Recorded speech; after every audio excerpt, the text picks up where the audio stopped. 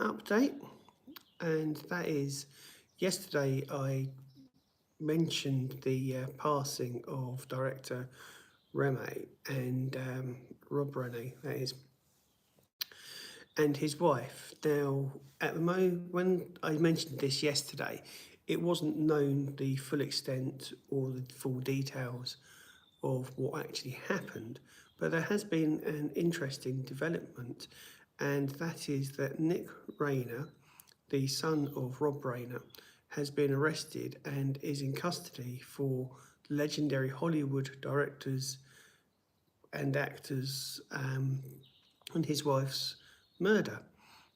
I find this quite an interesting twist to what we knew yesterday, and it's certainly worth mentioning because at the time it was just speculation, and this is to a degree still just speculation. We don't know the full facts behind what happened. This is just that the police have released a statement that they've arrested Nick Rayner. The main premise at the moment that's being publicised is the fact that they think that this could have been because of his thoughts and his opinions, and Donald Trump has come out a bit irresponsibly saying it's Trump syndrome, but I think there is definitely a bit of delusional Trump syndrome going on there, not necessarily with Rayner, maybe with Trump himself. Rayner was known for directing several iconic films, including When Harry Met Sally and This Is Spinal Tap, which they're doing a sequel to, which will be out, I think it's late, not going to be later this year, but it's going to be out next year, I believe. And also The Princess Bride and Stand By Me and Misery as well as one of my favourite films, which was A Few Good Men. So tributes have started to flow in for the director, which is totally understandable because he was quite a big figure. And who knows what else he had left in the tank. He was 78, but I mean, look at Ridley Scott, he just seems to be going on forever, as does Dick Van Dyke and Clint Eastwood. So a little bit of an update on the passing of Rayner and his wife.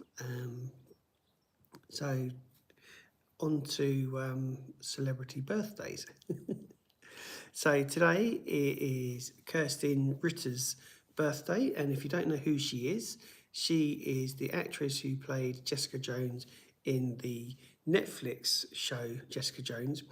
And what I enjoyed about Jessica Jones was the way that Netflix certainly started to build out their own MCU universe with Daredevil, Punisher, Jessica Jones, and also Legion. So it wasn't Legion, was it? Ironheart. So yeah, Netflix, before obviously Disney got their grips on Marvel, Netflix started to build out their own MCU with some really good and interesting characters. Incidentally, David Tennant was one of the villains in the series that Netflix produced. So it's Kirsten Ritter's birthday today, as well as, there's a few, one of my favourite actors, and they're no longer with us, unfortunately, but they were in my favourite film of all time, and that is Noel Coward. Noel Coward was born in 1899 and passed away in 1973, approximately 4 years after making The Italian Job, and it was rumoured that he was actually quite unwell when he made The Italian Job.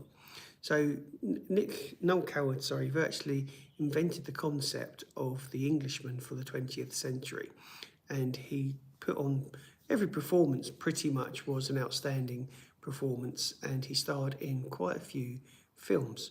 I mentioned The Italian Job, that's probably what I would remember him more for, but he done films such as In Love With, Brief Encounter, and some of his earlier career was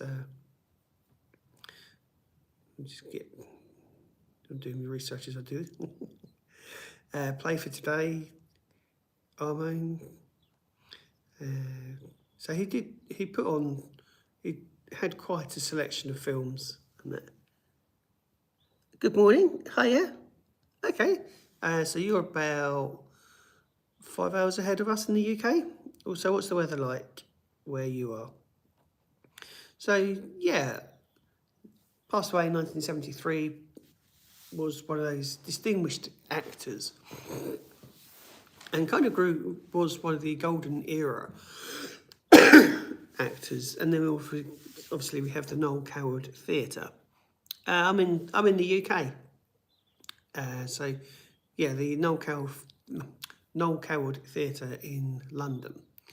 Another actress whose birthday is today is Anne Popplewell, or Popplewell, probably pronounced that wrong. Now, you probably remember her more for The Lion, the Witch and the Wardrobe, as well as the Voyage of the Dawn Treader. Nice to meet you, Morning Mohammed. She was also in Halo 4 Forward Unto Dawn, which was a mini-series, and for me that captured the essence of... my name's Wayne. For me, Halo 4 Forward Unto Dawn captured the essence of Halo an awful lot more than what the TV series did. And she actually had a part in that. She played in 5 episodes. So she was kind of like a child actress, obviously, with the Chronicles of Narnia. Nearly said Riddick, which is another film that I'm thinking of. So she was in both of those. And they're actually remaking, Netflix are remaking the Chronicles of Narnia. I wonder whether or not she'll be able to have a part in that. I have. My name's Wayne. So, morning. Yeah, because obviously it would be nice to have that little bit of consistency. Netflix are making all of the Chronicles of Narnia books into films, and surprisingly, The Lion, the Witch and the Wardrobe is not the first book in the series. Hiya. Hiya. I think it's the the Magician's Nephew, I think, is the first book in the series. So as well as obviously Chronicles of Narnia, she was in The Elder Scrolls Online. So a little bit of diversity with her career there. Okay, fair enough. I don't know. What do you want me to guess?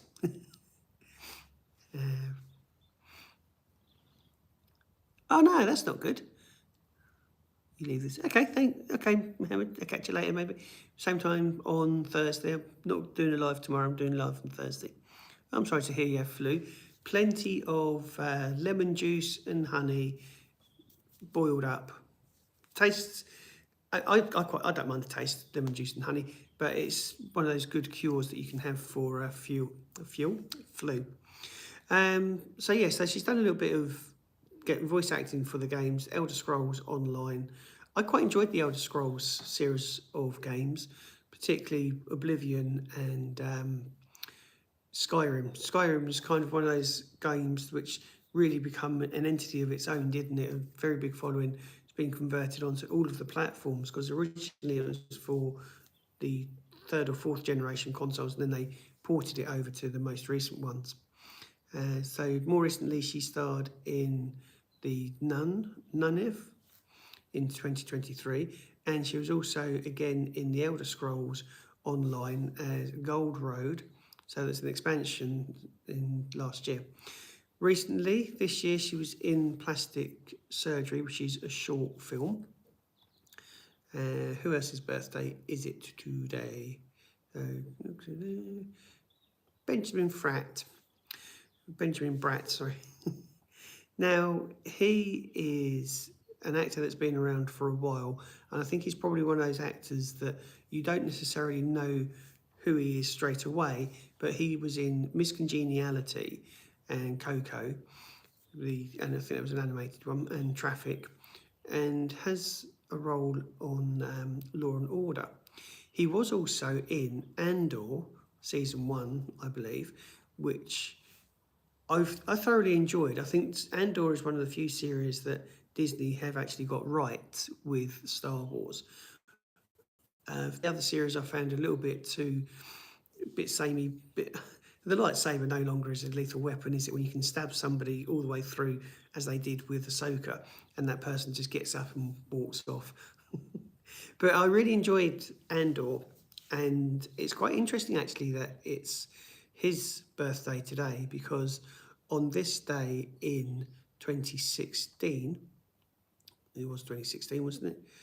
Um, Rogue One, a Star Wars story, in, um, was released in the cinema on this day, and that was the first, as we know, it was the first Star Wars film that Disney actually made and produced themselves. I'm getting another little, there's a little Q&A thing that popped up. And I think fans, quite rightly, have a right to feel disappointed because Rogue One was a really good film. It's definitely the best Disney Star Wars film that we've had so far. And it picks up the story before, obviously, A New Hope. Now, I can remember when A New Hope wasn't A New Hope, it was just simply Star Wars. Um, and there's an interesting clip because you might think that the Sith are something that George Lucas put in many years after Star Wars, but there is a clip circulating on YouTube that actually shows Moff Tarkin talking to Darth Vader about being a Sith Lord. So it's something that George Lucas had there from the off, but didn't implement it obviously until the prequel series of films, which came out 20 plus years after the original. But anyway, Rogue One was the first Disney film, and it was released on this day. And this is something that I'm going to do with this morning live: is give you a film that was released on the day that I did the live. So, as I say, it took over. This was the first Disney film that we had, and it's one of my favourites. I certainly enjoyed it, with some lots of good action sequences.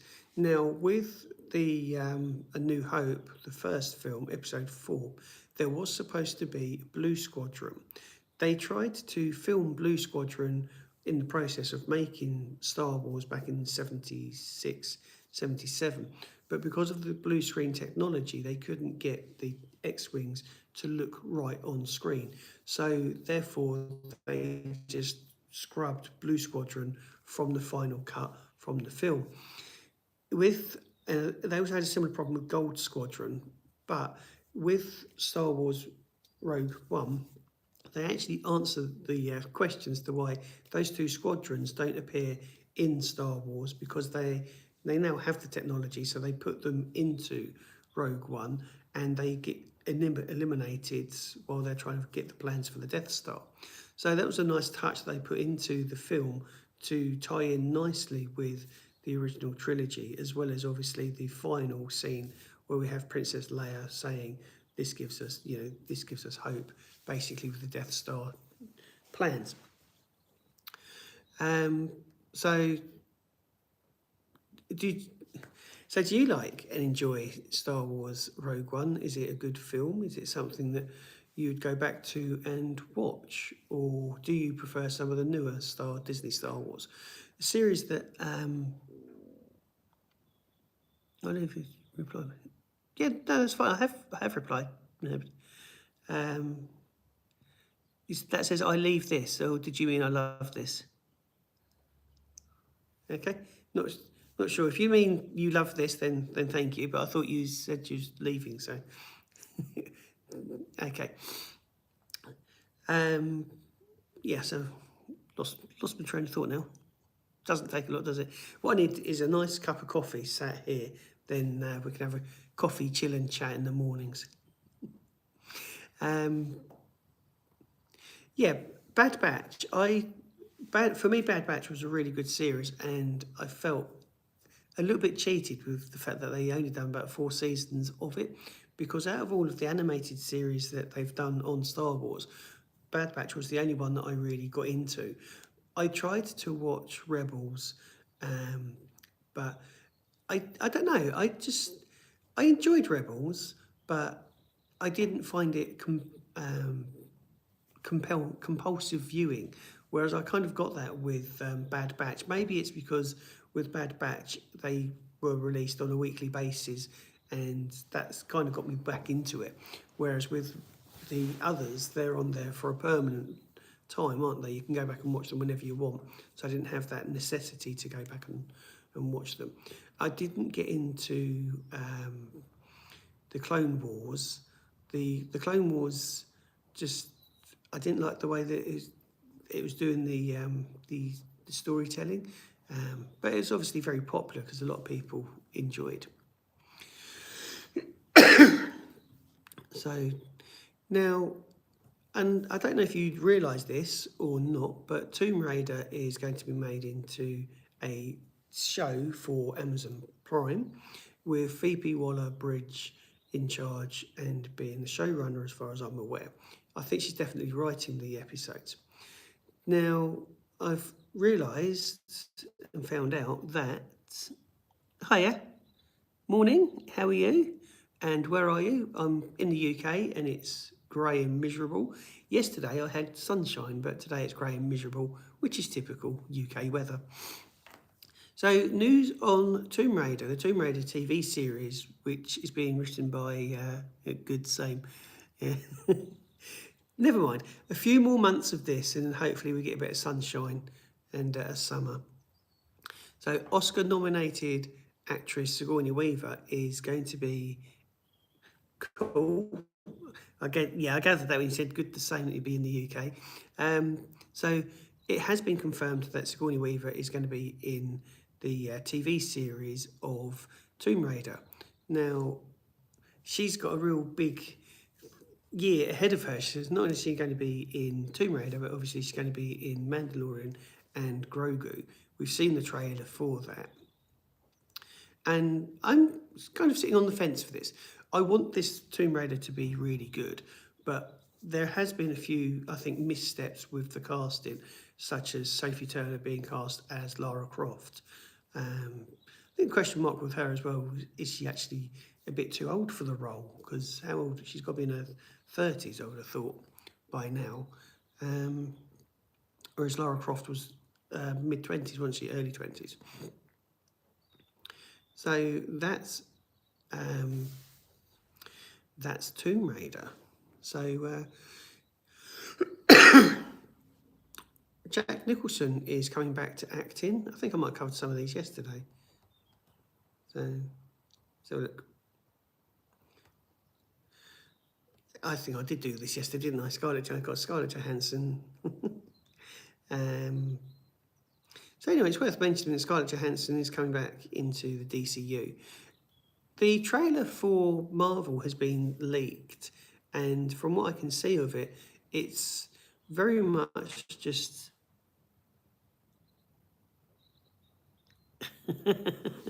Yeah, I did. I wondered whether you'd return. So nice to have you back. I won't be going live tomorrow. I've got. I'm going to try and do these Monday, Tuesday, Thursday, Friday. So yeah, it's fine. You'd need quite a big onesie though.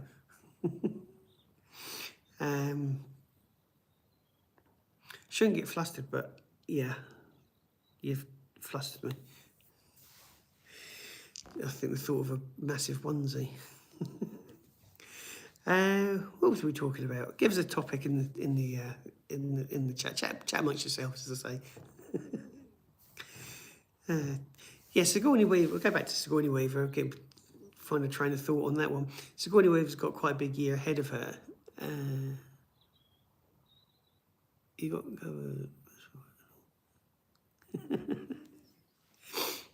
Okay. So yeah, Sigourney Weaver's got quite a busy year, what with Mandalorian and Grogu, and now Tomb Raider. Scarlett Johansson, that's what I was talking about, wasn't it? The Doomsday trailer.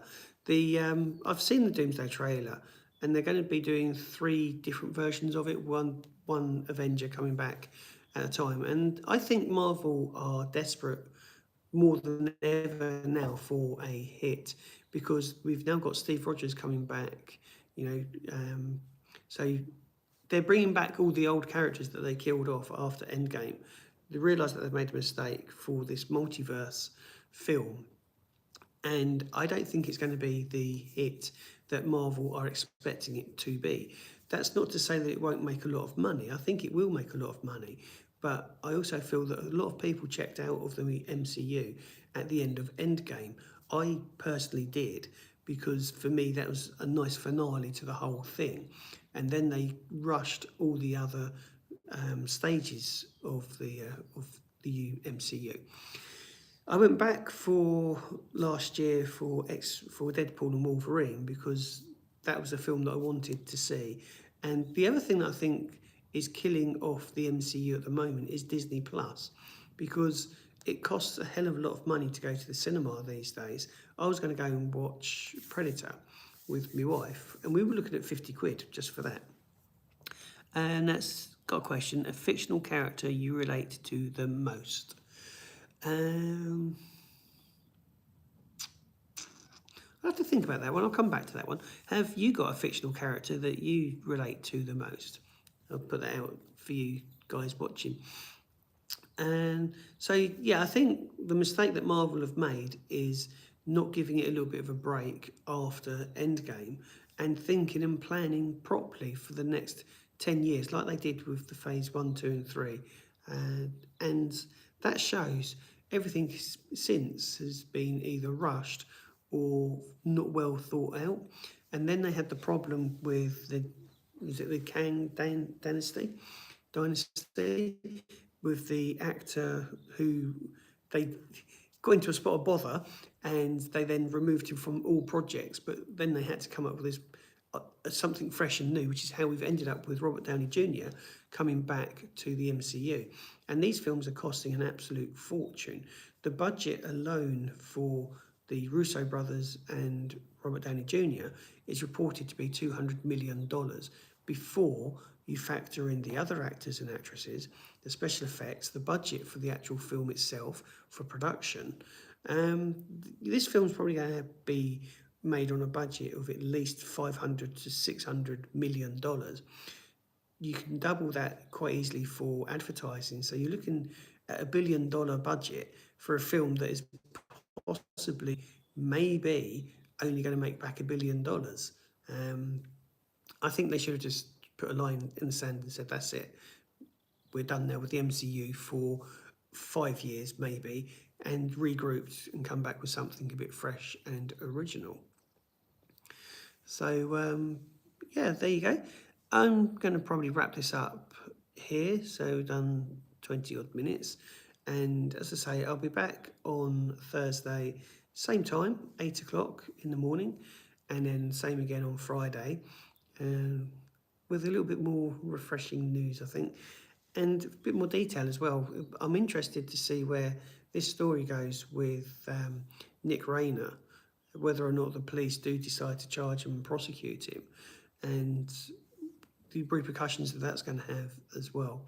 So thank you so much for stopping by. Thank you so much for leaving me comments in here to respond to. Do appreciate that. If you haven't done so already, please go to wayneblinko.com and check out my books. Echoes of Betrayal. I released an episode yesterday. Tell me what you think. I'll be back on Thursday and we can chat about it. And let me know where you think that the story's going. Okay? So take care of yourselves. Have a great Tuesday, and I'll be back on Wednesday. No, I'll be back on Thursday with some more news, trivia, and chat. Thank you for your time. Thank you for your support. See you then.